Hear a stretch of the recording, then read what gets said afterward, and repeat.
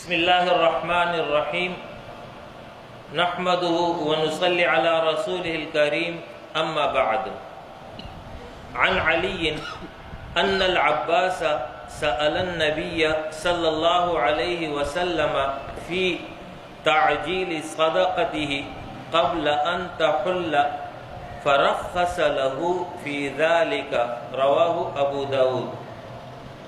یہ حدیث امام ابو داود نے اپنی کتاب سنن ابی داود میں نقل کی ہے۔ راوی حدیث حضرت علی رضی اللہ عنہ ہے۔ بیان کرتے ہیں کہ حضرت عباس رضی اللہ عنہ نے رسول اللہ صلی اللہ علیہ وسلم سے اجازت طلب کی کہ وہ سال پورا ہونے سے پہلے اپنی زکوٰۃ جلدی ادا کر دیں تاکہ نیک کام میں جلدی کرنے کا درجہ حاصل ہو، تو آپ صلی اللہ علیہ وسلم نے ان کو اس امر کی اجازت دے دی۔ زکوٰۃ فرضی عبادت ہے، لیکن فرضی عبادت میں اس کی یہ خصوصیت ہے کہ یہ وقت سے پہلے ادا کی جا سکتی ہے۔ نماز وقت پر ہی فرض ہے، وقت سے پہلے نماز نہیں ہوتی۔ البتہ حج کے دوران ظہر اور عصر کی نماز اور مغرب اور عشاء کی نماز مخصوص یوم میں ادا کرنا لازم ہے، اس دن کے لیے وہی حکم ہے۔ سفر کی حالت میں جمع بین الصلاتین، دو نمازوں کا ایک ساتھ ادا کرنا، اس مسئلے میں ہمارے ائمہ کی الگ الگ تحقیق ہے۔ امام ابو حنیفہ رحمہ اللہ کی تحقیق یہ ہے کہ جمع بین الصلاتین صورتاً تو ممکن ہے، عملاً ممکن نہیں ہے، جبکہ باقی ائمہ کہتے ہیں کہ عملاً بھی جائز ہے احادیث کی روشنی میں۔ عملاً یہ ہے کہ عصر کو ظہر کے ساتھ ملا دیا جائے اور عشاء کو مغرب کے ساتھ ملا دیا جائے، یہ تو ہے عملاً۔ صورتاً یہ ہے کہ ظہر کو آخر وقت میں ادا کیا جائے اور اس کے کچھ وقفے کے بعد عصر داخل ہو جائے تو عصر ادا ہو جائے، تو صورت کے اعتبار سے یہ دونوں نمازیں ملی ہوئی ہیں، لیکن عمل کے اعتبار سے یہ اپنے اپنے وقت میں ادا کی گئی ہیں۔ اسی طریقے سے مغرب آخر وقت میں ادا کی جائے اور عشاء اول وقت میں ادا کی جائے، تو یہ جو ہے الگ الگ نمازیں ہیں جو الگ الگ اوقات میں ادا کی گئی ہیں، لیکن عمل کے اعتبار سے، صورت کے اعتبار سے دیکھا جائے تو گویا کہ دونوں نمازیں ملی ہوئی ہیں۔ جبکہ حج بھی مخصوص ایام ہی میں ادا ہو سکتا ہے۔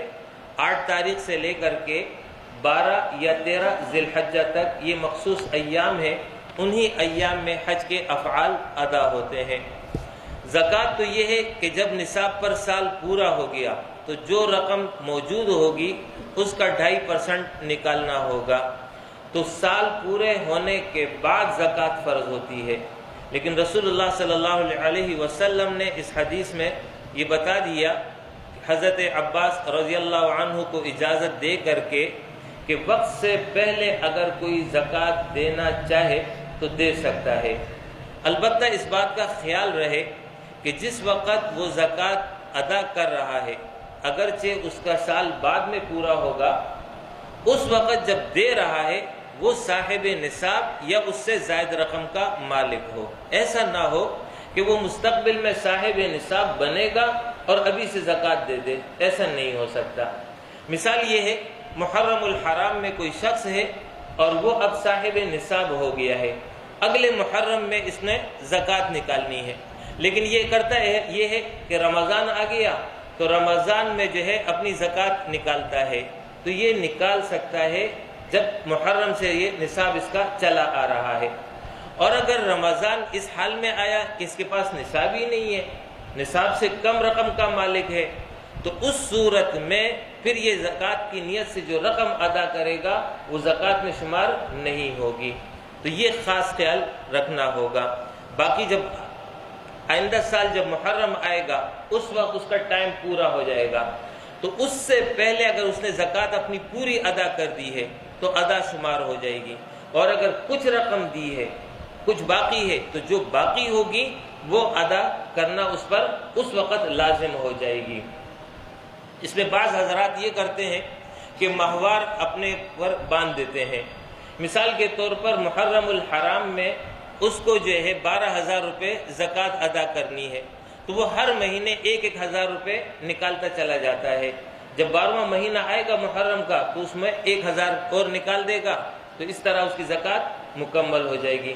تو اس طرح بھی جائز ہے، چاہے یکمشت پہلے نکال دے یا قسطوں کی شکل میں نکال دے، دونوں صورتوں میں زکوٰۃ ادا ہو جائے گی۔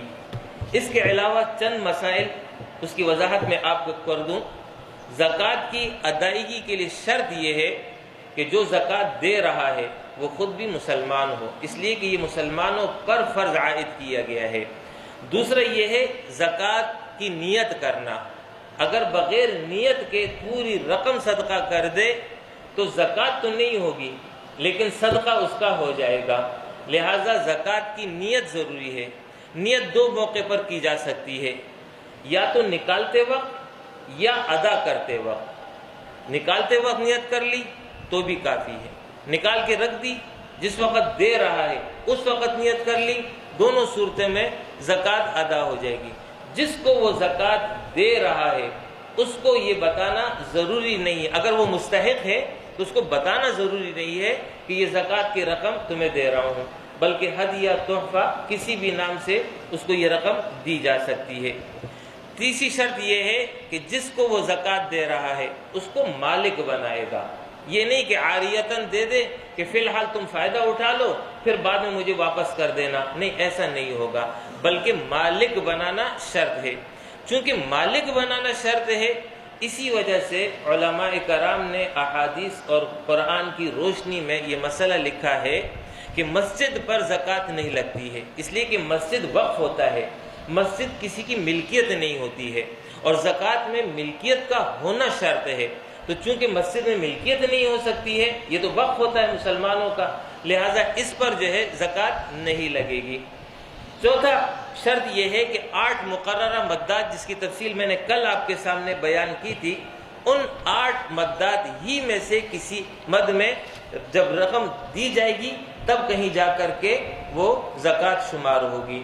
اسی طریقے سے یہ مسئلہ سمجھ لیجئے کہ جو شخص محرم الحرام میں صاحب نصاب بن گیا، اب اس کے پاس رقم آ رہی ہے مزید، مثال کے طور پر ہم یوں مقرر کر لیتے ہیں کہ 40,000 روپے صاحب نصاب بن جاتا ہے، اب اس کے بعد اگلے مہینے میں اس کے پاس 50,000 ہو گئے، پھر 3 مہینے گزرے تو 60,000 ہو گئے، جب 6 مہینے گزر گئے تو 90,000 ہو گئے، پھر 11واں مہینہ آیا تو 1,10,000 ہو گئے، اب 12واں مہینہ جب ختم ہو رہا ہے تو اس کے پاس 1,20,000 روپے ہو گئے ہیں، تو زکوٰۃ 40,000 کی نہیں نکالے گا بلکہ زکوٰۃ 1,20,000 کی نکالے گا۔ اس کو آپ اس کے برعکس لے لیجئے، مثال کے طور پر زکوٰۃ کا نصاب ہے 40,000 روپے، اس کے پاس ہے 60,000 روپے، درمیان سال میں 50,000 ہو گئے، پھر مزید آگے بڑھا تو 55,000 ہو گئے، پھر مزید آگے بڑھا تو 50,000 رہ گئے، پھر جب سال پورا ہو گیا تو اس کے پاس 45,000 روپے ہو گئے، تو اب زکوٰۃ 45,000 کی نکالے گا، کم ہو یا زیادہ ہو، نصاب سے جو بھی رقم زیادہ ہوگی وہ سب شمار ہوگی اور کل مال پر زکوٰۃ نکالنا لازم ہوگی۔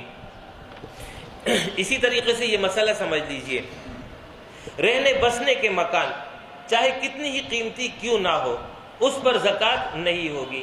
اسی طریقے سے گھر میں استعمال ہونے والا سامان کسی بھی نوعیت کا ہو سوائے سونے اور چاندی کے، کسی اور دھات کا، مثلا تانبا ہے، ایلومینیم ہے، اسٹیل ہے، وغیرہ وغیرہ، ان پر زکوٰۃ نہیں ہے۔ اسی طریقے سے گھر میں کپڑے ہیں، دریاں ہیں، قالین ہے، فرنیچر ہے، وغیرہ وغیرہ، ان کے اوپر زکوٰۃ نہیں ہے۔ کسی کے پاس سچے موتیوں کا ہار ہے، یاقوت وغیرہ استعمال میں ہے تو اس پر بھی زکوٰۃ نہیں ہے۔ زکوٰۃ صرف سونا اور چاندی پر ہے، نقد روپے پر ہے اور مال تجارت پر ہے۔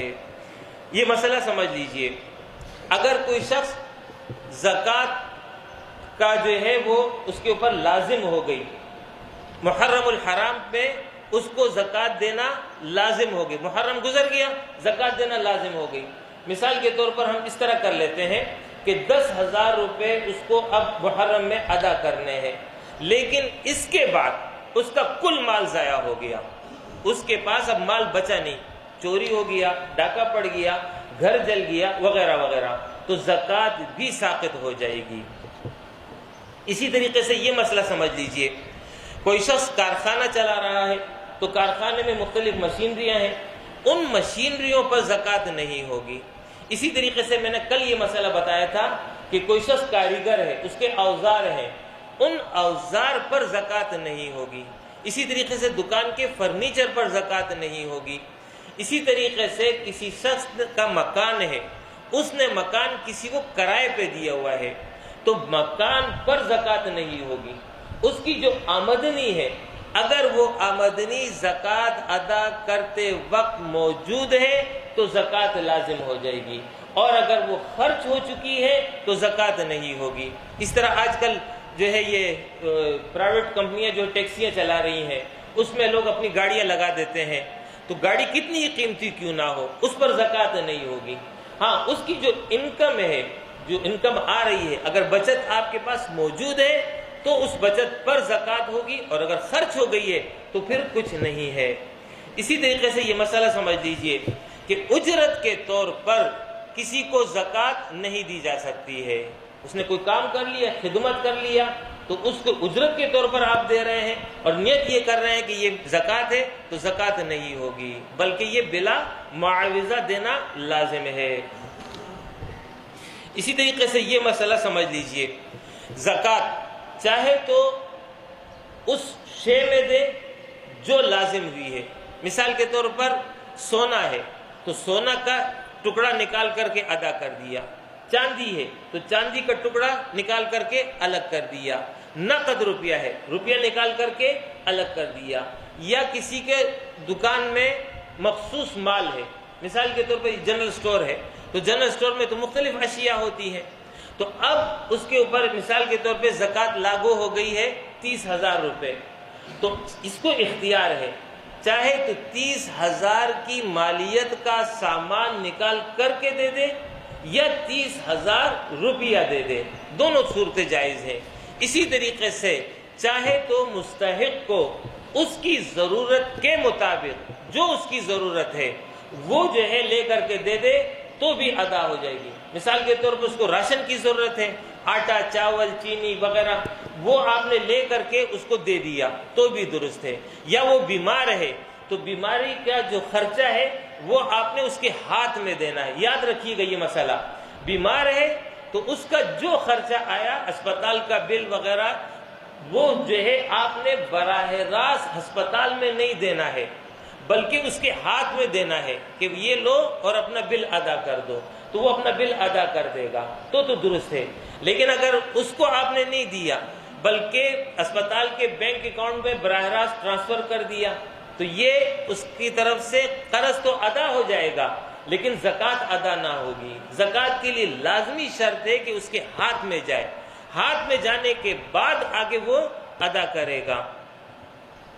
اسی طریقے سے یہ مسئلہ سمجھ لیجئے، زکوٰۃ کے اولین حقدار وہ رشتہ دار ہیں جو مستحق ہوں، تو ان کو دینے میں دوہرا اجر ہے، ایک تو دینے کا اجر ہے، ایک صلہ رحمی کا اجر ہے، لہذا رشتہ داروں کو ترجیح دی جائے بنسبت دوسروں کے۔ اسی طریقے سے یہ مسئلہ بھی سمجھ لیجئے کہ زکوٰۃ جو ہے کسی کی طرف سے ادا کی جا سکتی ہے، لیکن شرط یہ ہے کہ اس کے علم میں لانا ضروری ہے، اس کے علم میں لائے بغیر اگر آپ دیں گے تو پھر زکوٰۃ نہیں ہوگی۔ لہذا شوہر اگر بیوی کے زیور کے زکوٰۃ نکال رہا ہے تو بیوی کو اطلاع دے دے کہ تمہارے زیور کی زکوٰۃ میں ادا کر رہا ہوں، تو اس طرح زکوٰۃ ادا ہو جائے گی۔ پھر یہ مسئلہ سمجھ لیجئے کہ کن لوگوں کو زکوٰۃ نہیں دی جا سکتی ہے۔ وہ 7 قسم کے افراد ہیں جن کو زکوٰۃ نہیں دی جا سکتی۔ نمبر 1، ماں باپ اور ان کے تعلق سے دادا دادی نانا نانی یعنی اوپر کی جتنے بھی ہیں ان کو زکوٰۃ نہیں دی جا سکتی۔ نمبر 2، اولاد اور اس کے تعلق سے پوتا پوتی، نواسا نواسی وغیرہ، یعنی اپنی اولاد یا اولاد کی اولاد، اس کو جو ہے زکوٰۃ نہیں دی جا سکتی۔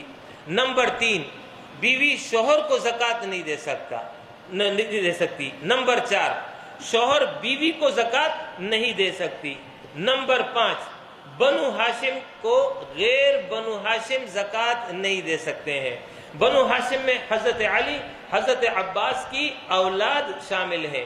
ان رشتوں کو زکوٰۃ سے اس لیے محروم کیا گیا ہے کہ اس طرح زکوٰۃ پھر اپنی ہی ذات کو نفع پہنچانے کا ذریعہ بن سکتی، کہ رسول اللہ صلی اللہ علیہ وسلم نے گویا اپنے رشتہ داروں کو نفع پہنچانے کا ایک راستہ نکال دی۔ یہ دشمن غیر مسلم اعتراض کر سکتا ہے، لہذا اس کو جو ہے منع قرار کر دیا گیا کہ رسول اللہ صلی اللہ علیہ وسلم کے خاندان بنو ہاشم میں 2، حضرت علی اور حضرت عباس، ان کی جو اولاد ہوگی ان کو زکوٰۃ نہیں دی جائے گی۔ البتہ یہ ضرورت مند ہے تو مسلمانوں کا اخلاقی فریضہ بنتا ہے کہ ان کی کفالت کا اہتمام کریں۔ نمبر 6، گھر میں کام کاج کرنے والوں کو حق خدمت اور معاوضے کے طور پر زکوٰۃ سے رقم نہیں دی جا سکتی، جیسے میں نے ابھی پہلے آپ کو بتا دیا۔ نمبر 7، غیر مسلم کو زکوٰۃ نہیں دی جا سکتی۔ رشتہ داروں کے حوالے سے یہ مسئلہ سمجھ لیجئے کہ صرف ماں باپ، دادا دادی، نانا نانی، ان کو زکوٰۃ نہیں دے سکتے، اور نیچے اپنی اولاد اور اولاد کی اولاد کو زکوٰۃ نہیں دے سکتے۔ لیکن اس کے علاوہ باقی جو رشتے ہیں ان میں سے کسی کو بھی جب مستحق ہو تو زکوٰۃ دی جا سکتی ہے۔